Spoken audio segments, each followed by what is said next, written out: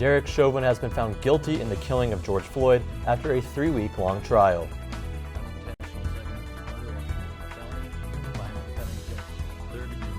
How students reacted to the verdict.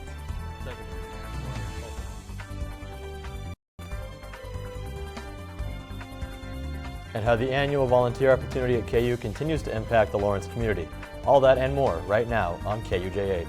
Live from the studio in Stauffer Flint at the University of Kansas, you're watching KUJH News. Good afternoon and welcome to KUJH News. I'm Alexander Worth. And I'm Jenna Wilson. Nearly a year after the graphic video of Derek Chauvin kneeling on the neck of George Floyd sparked international outrage and protests, he has been found guilty on all 3 charges brought against him. 11 months after George Floyd's graphic death, former Minneapolis police officer Derek Chauvin has been convicted of 2 counts of murder and 1 count of manslaughter. Following the verdict's announcement Tuesday afternoon, downtown Lawrence was quieter than usual. However, members of the community who were out were overwhelmingly relieved that a verdict had been reached. I want to say I'm not surprised, but I am because of how many people have gotten away with things like this lately. So it's just like some good news. That's exciting. Student organizations across campus, including the Black Student Coalition, took to social media to share their feelings on the matter, saying, "This is still a day of mourning. A man is still dead." I was shocked. I was relieved. I was just hoping that his family would get justice out of this tragedy, and I was very happy to see that they will be getting that. Shortly after the jury shared their decision with the world, the KU Office of Diversity, Equity, Inclusion, and Belonging mobilized and scheduled 3 spaces for reflection for different afflicted groups across campus. 1 for Black students, 1 for Black faculty and staff, and another for allies to process and continue their conversation. I was not surprised. It's just surprising how long it's taken because of everyone speaking up about it and because of all the attention it's gotten. I think that it's a very fair and deserved punishment. For KUJH News, this has been Steph Manchin. Thank you, Steph. It's always important to explore how the communities around us react to such large news like this. Especially after such a long, drawn-out case, it's a relief to finally give the family some closure. Yeah, and I'm glad that everything happened the way it did, especially after all the protests we saw last year. Mass Street was very hectic. I'm glad that it wasn't this time around, and it's good the way that everything happened the way it did. Absolutely. On Tuesday, another person of color was killed by a police officer in Columbus, Ohio. The victim was Micaiah Bryant, a 16-year-old girl who allegedly was attempting to stab another woman. Graphic police body camera video was released today, showing a very hectic scene. We will only be showing the first few seconds of the footage, but be aware that it is graphic. Hey. What's going on? What's going on? Hey! Get down! Here's what Columbus Mayor Andrew Ginther said about the killing. Bottom line, did Micaiah Bryant need to die yesterday? How did we get here? This is a failure on part of our community. Some are guilty, but all of us are responsible. Additional details about the situation are still emerging. Police do not currently have any information on whether the 2 other individuals involved were injured. The shooting happened only 30 minutes before the verdict was announced in the Derek Chauvin trial. According to Monday's COVID update released by Lawrence Douglas County Public Health, there are 169 active cases in the county. As the number of active cases continue to drop, vaccinations continue to be the county's main focus. According to the Kansas Department of Health and Environment, over 1.7 million doses of the vaccine have been administered. Over 36% of Kansans have now been vaccinated with at least 1 dose. Douglas County still leads the state in vaccines given out per capita, with 465.8 out of every 1,000 people having received at least 1 dose. COVID variant cases in Kansas have increased 32% within the last week. The Kansas Department of Health and Environment reported 175 total variant cases on Monday, up from 133 1 week ago. Most of the increase was due to 35 new cases of the variant strain found in the UK. Sedgwick County has the most with 47 variant cases, up just 1 from a week ago. Shawnee County, which has the second most variant cases at 44, doubled its variant cases from 22 last Monday. Many coronavirus indicators in Kansas have hit a plateau statewide, ending a steady decline in the Wichita area since the beginning of the year. And voting for the 2021 Student Senate election is underway, but this election has seen its share of controversy. KUnity has been fined $200 by the Student Trial Court after opposing coalition Act Up KU. They leveled charges of violating election rules during the course of the campaign. KUnity responded by arguing that the coalition itself was not providing food or drink to students. In response to the allegation that Moore campaigned during election week, KUnity argued students have historically engaged in similar conduct, and Act Up KU campaign leaders have similarly posted in group chats urging people to vote for the coalition. The Student Trial Court's decision will allow the election to continue, but the contest nature of the election has caused concerns regarding the integrity of the process. Students can access the election ballot online at Rock Chalk Central and can vote until Saturday, April 24th at 6 p.m. The age-old saying of April showers bring May flowers took on a whole new meaning yesterday as Lawrence residents woke up to an April snowstorm. Our KUJH weather correspondent Halen Wilhite is going to give us a quick look at what to expect the rest of this week. Halen, were you able to get some good shots of the snow before it melted? Alex, I actually did. I was able to obtain some photos on campus. So check out the blanket of snow that was on our campus the morning of yesterday. And also I wanted to share these photos as well. This is taken from my apartment window, and as you see, this is from 10 o'clock in the morning, right when I got up, and about a couple hours later, it's all gone, just vanished like it never happened. And I always, as a Kansas native myself, I always like to say it isn't a Kansas spring unless you get a little snow. And also, here's another radar loop I wanted to share as well. You could see this massive snow system that went through our area, dropping all the snow and just disappearing just like that. And here are the totals that we also had in our area. Lawrence had about 3.5 inches of snow, Topeka around 3 inches as well, and Manhattan had about 4 inches of snow, so pretty record-breaking totals throughout our area. But good news for us is that no more snow for the rest of this week, although we're going to be seeing more passing showers coming at the end of this week, and temperatures are going to be warming back up, and we're going to be seeing another beautiful weekend ahead. But stay with us.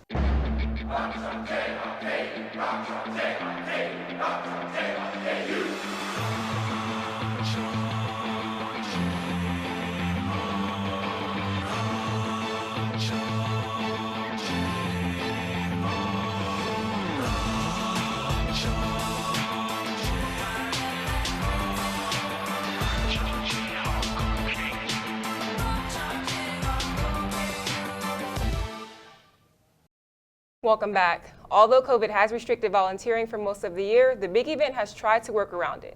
Our very own Emily Johnson got her hands dirty checking out what over 900 Lawrence residents decided to take part in.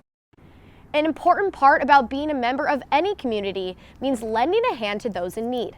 Whether that's simply helping your neighbor pick the weeds out of their lawn or helping somebody start up their car. Over 900 Lawrence residents did just that today. The Big Event is a student group that connects KU with the Lawrence community.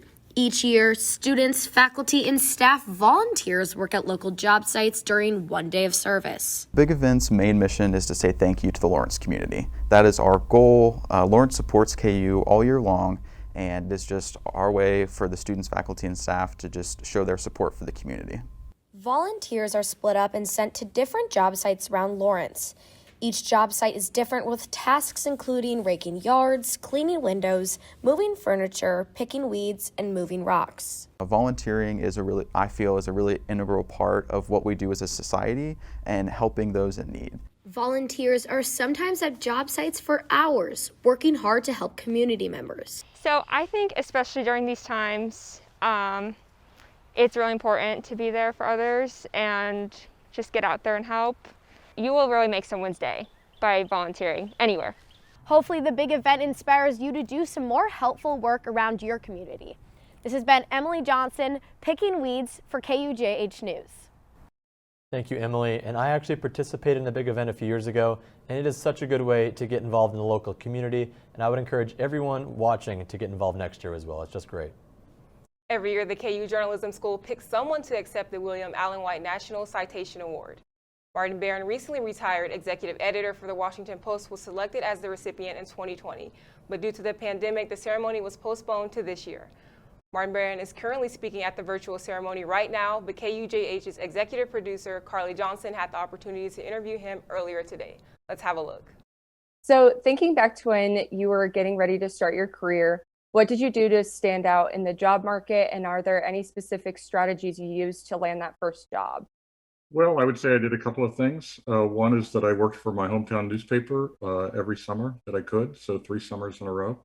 And I covered everything from the police to the school board to the county commission to the city council to religion to business to whatever they wanted me to cover. The other thing I did is when I was in college, I got a degree in addition to a journalism degree. I went for an MBA because I knew that business journalism was growing as a field and that journalism itself was becoming more specialized at the time. And it also gave me an option for going into something else if journalism didn't work out. You have inspired numerous people, myself included, especially the role you played at the Boston Globe, shedding light on the sexual abuse within the Catholic Church. So I really want to talk to you about that because that's kind of what inspired me to become a journalist, is tell those stories that need to be heard. So what put you onto this story, and what put you in that position to even get that story? Sure. When I arrived in Boston, I was obviously on the lookout for what might be good stories. And the Sunday before I started work at the Boston Globe, there was a column that had run in the Globe itself by a Pulitzer Prize winning columnist, Eileen McNamara, in which she talked about this case of a priest by the name of John Gagan, who had been accused of abusing as many as 80 kids. And at the end of her column, she said, the truth may never be known because the documents that would reveal the truth were under court seal, so they were confidential, they were covered by a confidentiality order, and were not available to the public. And so that really intrigued me because here were very serious allegations being made against the cardinal, and that he was aware of this kind of serial abuser, and yet didn't do anything about it, thus enabling this priest to abuse again and again and again. And so when I went to our first morning meeting, which then was at 10 o'clock in the morning at the Globe, that was in 2001, I was waiting for the staff to talk about how they were following up on this story, and nobody mentioned it. So I said, look, I just read this story in Eileen's column. Can't we get beyond one side saying one thing and the other side saying something else? Can't we get at the truth of the matter? Because I think when anybody says the truth may never be known, when there's evidence of serious wrongdoing, journalists have an obligation to go find the truth and do their best. So that was my motivation at the time. And then we embarked on an investigation, and we ended up meeting with our lawyer. He said he would investigate the possibility of seeking to open those court documents, make them public, and then we embarked on a parallel investigation by the investigative staff called the Spotlight Unit. Yeah, I mean, it's pretty amazing what you guys were able to uncover with the work you guys all did. What advice would you give to students who are preparing to go into the journalism field? You have a passion for it. If you're good at it, you should do it. I think that there's always going to be a need for good journalism in a democracy. There's a need for journalism in our communities, in our country, and around the world. And journalism is going to change. I think it's really important that people be adaptable, that they embrace the change, that exists today, and recognize that it's unlikely to be the same even in 5 to 10 years from now. Storytelling is going to change dramatically the way that we communicate. I think it's going to be much more visual, much more interactive, and certainly always be mobile. I think that students of today need to recognize that this business is changing today, and it's going to change tomorrow, and they need to embrace that change and recognize how that changes the way we communicate effectively with the public. Thank you, Carly, and thank you to Mr. Barron as well. That was a very insightful discussion, and Mr. Barron is clearly a guy who has a wealth of knowledge to pass on to the younger journalists of the world, so that's very cool. And also congratulations to Mr. Barron as well for winning the William Allen White National Citation Award. With graduation less than a month away, it has Jayhawk alumni and students grateful for the opportunity to finally get an in-person commencement. While this school year has looked different than from years past, the graduation commencement here at the University of Kansas will follow the same traditions as always. As the bell tolls on another year of college, it has some KU students, including Mackenzie Waiter, grateful they get the chance to graduate in person. Yeah, I think it's exciting. I didn't expect to be able to graduate. We got so used to just not having things we thought we were going to have, so it's cool to actually get the opportunity to walk. Walking through the Campanile and down to the football stadium on graduation day is a KU tradition unlike any other. After their graduation got canceled due to COVID, KU is now giving 2020 graduates the chance to walk down the hill and have their own ceremony. One of those students who will be in attendance is Mitch Castle. And it definitely hurt a little bit, but the KU setting this up for us, this commencement a year later, is definitely the right thing to do. Another student, Matthew Kaplan, is graduating this spring, and he understands just how lucky he and his class are to get a graduation ceremony. Oh, I'm pumped. It's something I've been looking forward to for the past 4 years, and the fact that I have the opportunity to do it and I'm able to do it with my friends in tow, I think it makes it just so much better.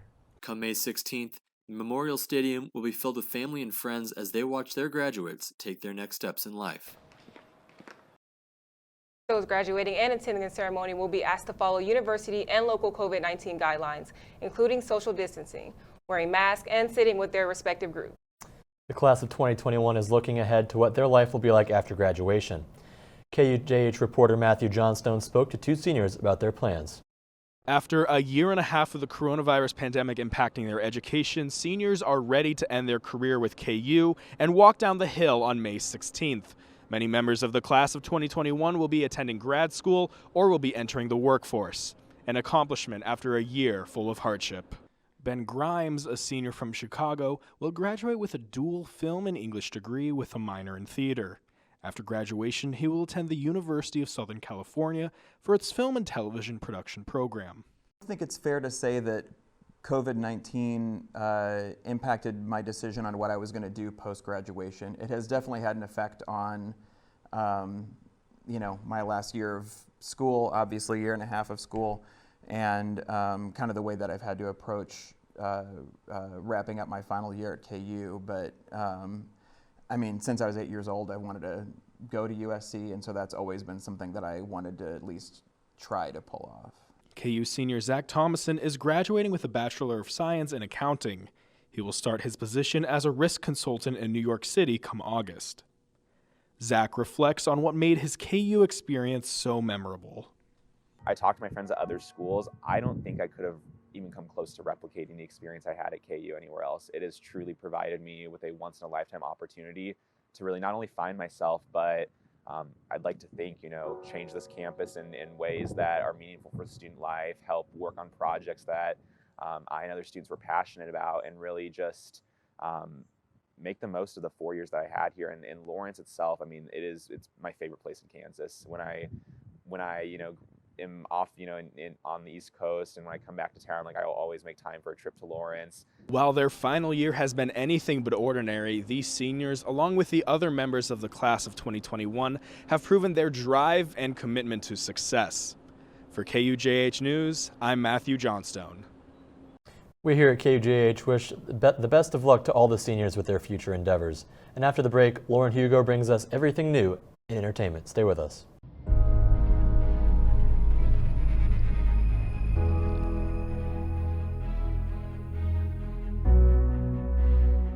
Just say no.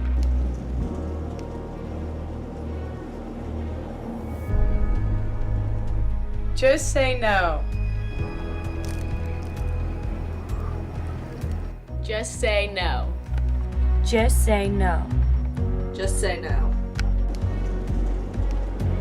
Thanks, guys. Today in entertainment news, we are focusing on celebrities' reactions to the verdict given yesterday to former Minneapolis police officer Derek Chauvin. Chauvin has been found guilty on all 3 charges in connection to the death of George Floyd last May. After Floyd's death followed the Black Lives Matter protest, which several celebrities took part in last summer. And after the final verdict was announced yesterday, many took to Twitter to celebrate. Actress Kerry Washington said, "A guilty verdict, but this fight for justice is not over. We have a lot of work to do. There is more fight ahead of us, but right now, please take care of yourself and let's take care of each other. Prayers and love to the family of George Floyd." Cher tweeted, "Thank God, oh happy day." And actor Chris Evans said, "Justice," sending love to George Floyd's family and friends. Oprah Winfrey posted a picture of George Floyd and a letter saying, "I was emotional in ways I didn't expect. I cried tears of joy as each verdict was read." She thanked witnesses and jurors and added, "Thank you, God, for real." LeBron James simply tweeted accountability. Overall, the response to the verdict was overwhelmingly positive in Hollywood. Next up, SAG, BAFTA, and Oscars will all celebrate filmmakers and their accomplishments. But do you know what the Tinsies are? Stephanie Morales-Macedo has more. The KU Film Department has its own version of the Oscars known as the Tinsies, but the red carpet hasn't been able to be rolled out because of COVID-19. The Tinsie Film Awards are held in the spring semester annually, but had to be canceled last year because of the pandemic. Instead of scrapping the whole event, a showcase was created to display what students were working on, but Erica Labate said that it was not the same as attending the event. Just being at Tensies was just like a really nice environment where it's just like, oh, like these are all like creatives that are here right now, and like seeing what people submitted, and like there are still some works that people submitted and like won awards for that, like afterwards I like checked it out like on like social media and stuff, and I was like, this is like super cool. Before the pandemic, the Tinsie Award ceremony took place at Liberty Hall on Mass Street, where students and professors got together and celebrated each other's work and accomplishments. It was just really inspiring, especially as a freshman, to see, oh, this is like the caliber of work that like we can make, and or like I could possibly make one day. And so that was really, I guess, encouraging to see and inspiring to see, and also simultaneously intimidating to see. This year, Labate submitted her podcast, Mental Media, into 4 of the 13 categories: Best Documentary, Editing, New Media, and Sound. The virtual ceremony will take place on May 14th at 7 p.m. For KUJH News, Stephanie Morales-Macedo. After the break, Halen Wilhite will have our weather. Stay tuned. From adversity, we rose. We made history and became pioneers, voyagers, champions, Jayhawks. And when our chant rises, haunting and hallowed, Jayhawks are telling the world what's near. Victory. Welcome back. My name is Halen Wilhite, here with your full KUJH weather update for this evening. Taking a quick look outside right now, we are pretty chilly for the most part, sticking mostly in the mid-upper 40s. Lawrence at 48, Leavenworth at 45, and Ottawa getting closer to 50 degrees. So pretty chilly outside, and that wind is kind of blowing too, so it's making things a little bit more brisk. But other than that, Lawrence is at 48 degrees with partly cloudy skies and winds from the northwest at 10 to 15 miles per hour. And so current satellite reads is showing us that there are still some clouds building up and staying around. But other than that, we can still see the sun, which is always nice to see. But other than that, the temperatures are going to be dropping pretty quickly once we get from 5 o'clock at 50 degrees to about 44 degrees at 11 o'clock, and winds kind of dying down to being about more calm. And then we're going to be bottoming out at about 26 degrees, and I have a little hazard here because we are currently under a freeze warning, so it is going to be another rough night for anyone that has plants or just planted any flowers. So you might want to put a blanket over those and just pray and hope that they're going to be okay after tonight. But going into tomorrow, things we're going to bump up a little bit to about 59 degrees, although we're going to be seeing more of a chance of rain. We'll be at 40% as our precipitation rate. These showers are going to be kind of on and off and not kind of consistent. So here's our future radar look right now. As you see, right around a little after 1 o'clock is when a couple passing showers are going to be moving through our area. And going into Friday as well, we're going to see more rain moving into our area, and most likely be just like Thursday, kind of throughout the day. But other than that, Thursday at 56 degrees with that chance of rain, and also for Friday as well. But check out this weekend, looking pretty nice. We're getting warmer and warmer. 73 for Sunday, 82 for Monday. It is going to be absolutely gorgeous. Although come Tuesday, we are going to see another chance for severe weather moving in our area. Now, models aren't showing too much of what's happening since it's still a week out, but we're going to be keeping a very close eye on this as the system moves forward. But other than that, it's looking pretty nice as we get into next week. Coming up next, your latest in sports. Where you go to college makes a statement about you. This place will become a part of you, your identity for life.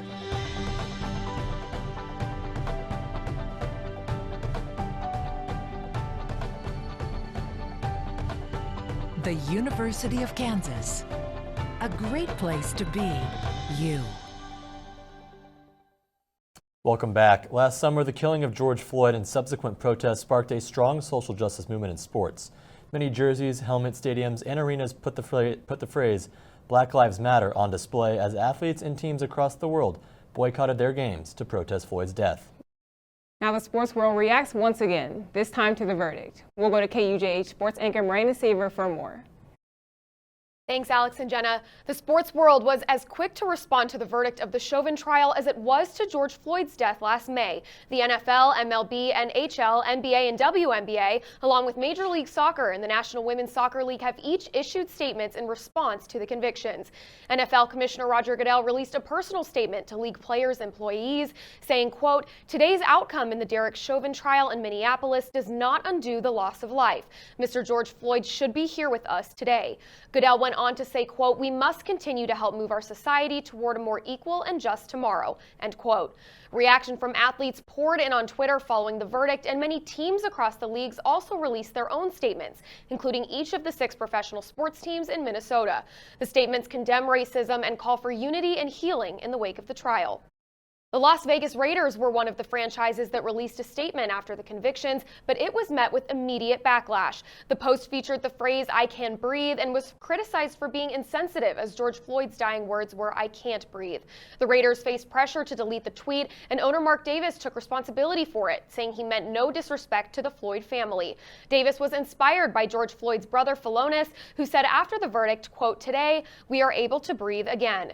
Philonis Floyd responded to the backlash with a statement in support of the Raiders' tweet, extending gratitude to the Raiders on behalf of the Floyd family. He said, quote, "For the first time in almost a year, our family has taken a breath. Let's take this breath together in honor of my big brother who couldn't." None of Kansas City's professional teams have issued a statement, but Sporting KC and FC Kansas City did repost the statements shared by their respective leagues. Several Chiefs players, including Patrick Mahomes, Tyrann Mathieu, and Juan Thornhill, took to Twitter following the verdict, tweeting out simple and similar responses. At KU, neither Kansas Athletics nor the university itself has commented on the verdict. However, Kansas basketball junior forward David McCormick and sophomore guard Jalen Wilson responded to the convictions via their Instagram profiles. Wilson called it a step in the right direction, while McCormick simply said, "Justice." KUJH will continue to follow reaction to the verdict and developments in Chauvin's sentencing. If you were on KU's campus last week, you probably saw the white flag display in honor of victims of sexual assault. With this being an important topic on campus, one club in particular is stepping up to offer self-defense courses to keep the KU community safe. KUJH reporter Jenna Wilson has the story. The Emily Taylor Center for Women and Gender Equity has been around the KU campus for 45 years, providing information and resources on women and gender-related issues. One of these resources is the KU Krav Maga Club, affiliated with Premier Martial Arts in Lawrence.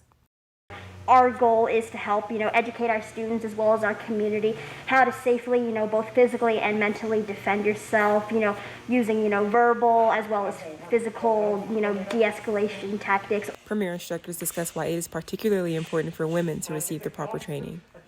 I think it's really important that, women of all ages learn how to, physically defend themselves. Unfortunately, we don't really live in a world that's, appealing to us where we can, not worry about going from, point A to point B. Really, it does kind of come down to us personally taking action and taking steps in order to, both physically and mentally prepare ourselves. We live in a free world where we should not have to be scared to go out at night and have some fun. But it's just being mindful of what we're doing. Premier plans to ensure the safety of KU students and all individuals by continuing to expand their outreach to campus. Being a KU alumni myself, I felt like it was, really important that I shared, the physical and mental benefits of martial arts self-defense, staying active with my peers and people around me, even now as a graduate.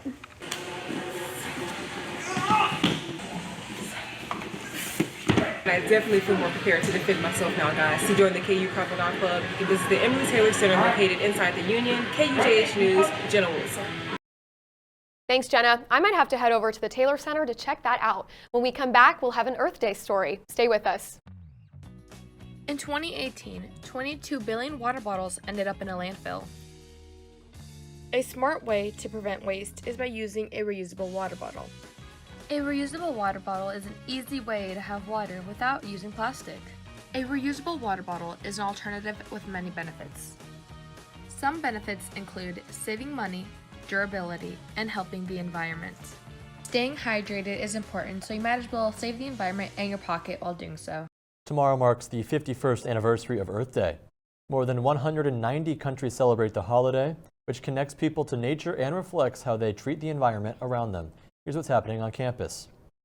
Tomorrow, SUA is hosting an Earth Day celebration at the Union on the 4th floor, starting from noon and going till 2 p.m. That's all we have for you today on April 21st. To view our stories again or to share them with your friends, visit our website at tv.ku.edu and check out all of our social media pages. Be sure to tune in next Wednesday at 4 p.m. for the latest news, weather, and sports. With Jenna Wilson, I'm Alexander Worth. Have a great night, everybody.